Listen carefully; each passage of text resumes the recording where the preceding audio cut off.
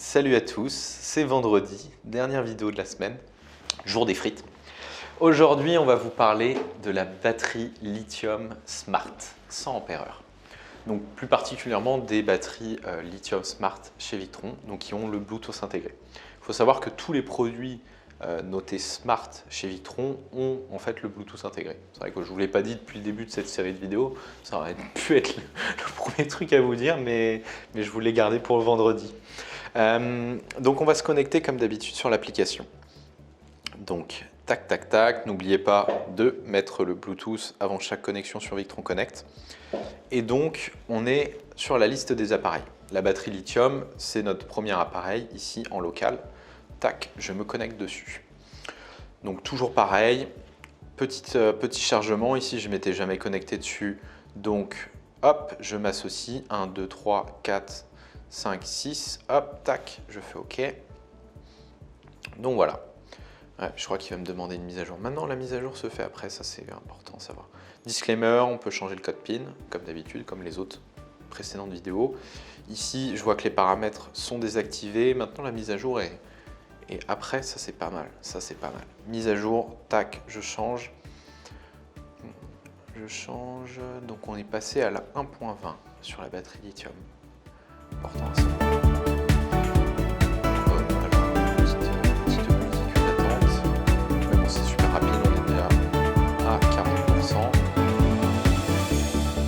On va voir si le montage il est bien fait.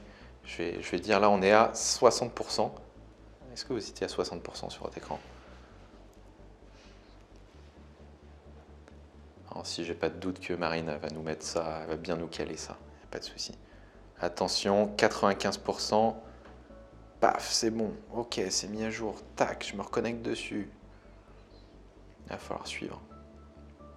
Mise à jour de l'équilibreur.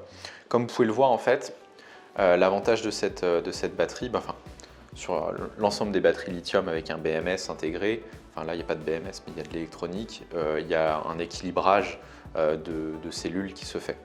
Donc là on voit qu'il se met à jour, donc il est en train de calculer. C'est vraiment du... Fallait que ça arrive ce jour-ci quoi. Mise à jour Victron et qu'il y a une mise à jour du coup de l'équilibreur. Il y a même 2 équilibreurs, ok, pas mal. Je ne savais pas. Donc voilà. Donc lorsqu'on est sur l'application, on peut voir la tension de la batterie, mais aussi la tension de chacune des cellules. Comme on voit là, elle est bien équilibrée. On est à 3.31 sur chacune des cellules. Donc ce qu'il faut prendre en compte, en fait, c'est plutôt la tendance. C'est que les cellules sont plus ou moins toutes équilibrées à 0,1 volt, 0,2 volts près. Quand ça dépasse les 0,3 volts, de toute façon, l'application va vous dire ça va commencer à être un peu gênant pour la batterie. Mais en fait, il est capable de rééquilibrer lui-même les cellules. La batterie va le faire toute seule lorsqu'on est en charge. Donc si jamais les cellules ne sont pas équilibrées de la batterie, je vous invite à la charger. Le mieux pour que l'équilibrage soit le meilleur, c'est de charger avec un courant de charge assez faible.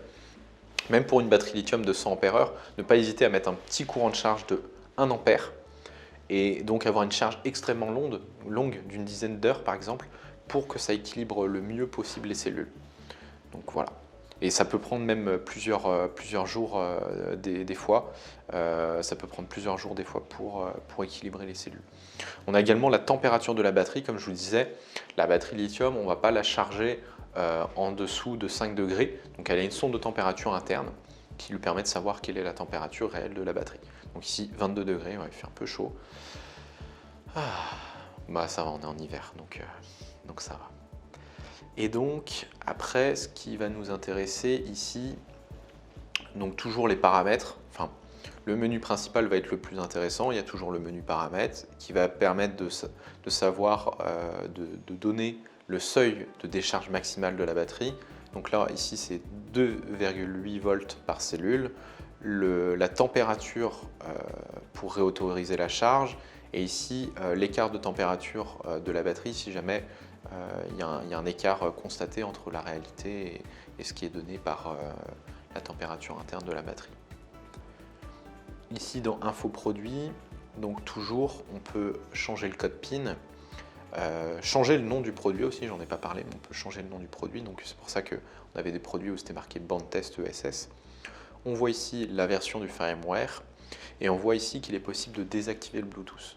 Je vous déconseille fortement de désactiver le Bluetooth sur les batteries Lithium Smart.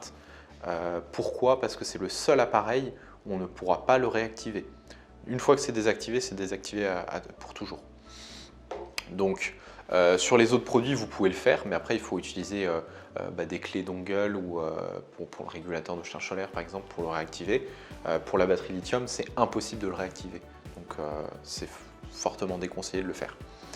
Donc voilà, la batterie lithium, comme je vous disais, ce qui est intéressant sur cette Smart, c'est d'avoir l'équilibrage de chacune des cellules, mais c'est aussi, elle est utilisée aussi parce que cette batterie Smart, elle peut être déchargée assez fort et rechargée assez fort.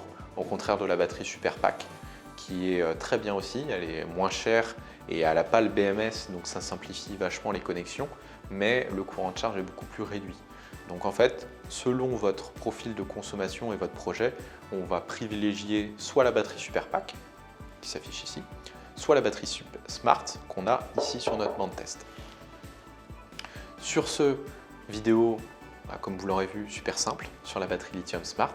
Je vous souhaite un bon week-end. N'oubliez toujours pas de nous poser des questions dans les commentaires, de vous abonner à la chaîne YouTube, de vous abonner à l'Instagram pour voir les petites coulisses. Allez, ciao, bon week-end!